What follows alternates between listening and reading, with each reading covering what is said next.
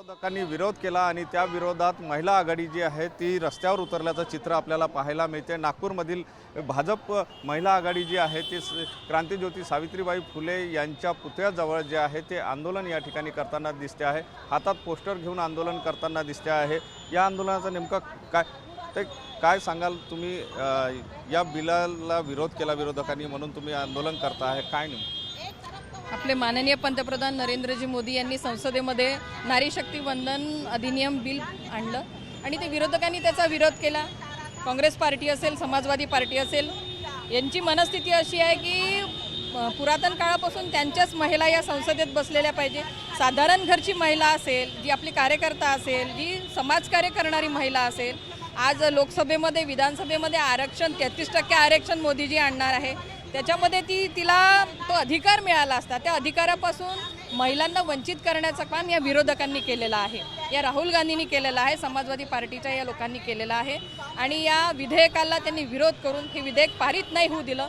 म्हणून आम्ही महिला मोर्चाच्या वतीने आज इथे आंदोलन करीत आहोत। मोर्चा आम्ही काढलेला आहे आणि हा अधिकार, हे 33% आरक्षण पुन्हा येईल आणि मोदीजी नक्कीच या नारी शक्तीला, महिलांना न्याय मिळवून देतील असा विश्वास आहे। तुम्ही स्वतः महिला आहात, या ठिकाणी मोठ्या प्रमाणात महिला जुडलेल्या आहे। नागपूर महानगरपालिकेत सुद्धा महिला राज आहे।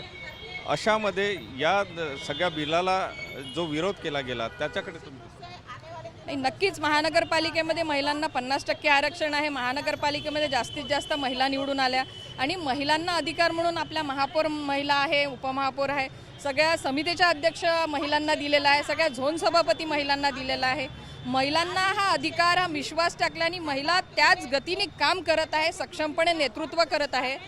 परंतु 33% आरक्षण आलं, 50% मताधिक्य महिला आहे आणि महिलांना संसदेत आणि लोकसभेत, विधानसभेत दोन्हीकडे तो अधिकार मिळणार होता, परंतु नारी शक्तीला या अधिकारापासून वंचित ठेवलं। म्हणून आज आम्ही या विरोधकाचा इथे विरोध करताय आणि त्यांच्या विरुद्ध आम्ही निषेध पुकारलेला आहे। नक्कीच या ठिकाणी आपण जर बघितलं तर ही सगळी महिला शक्ती जी आहे, महिला आघाडी जी आहे ती भाजपची या ठिकाणी रस्त्यावर एकवटलेली आहे आणि याला विरोध करताना दिसते आहे। विरोधकांनी जो विरोध केला त्याचा विरोध जो आहे तो यांच्याकडून होताना पाहायला मिळते आहे। Cameraman Sai Sunil Dhage, TV9 Marathi, Nagpur.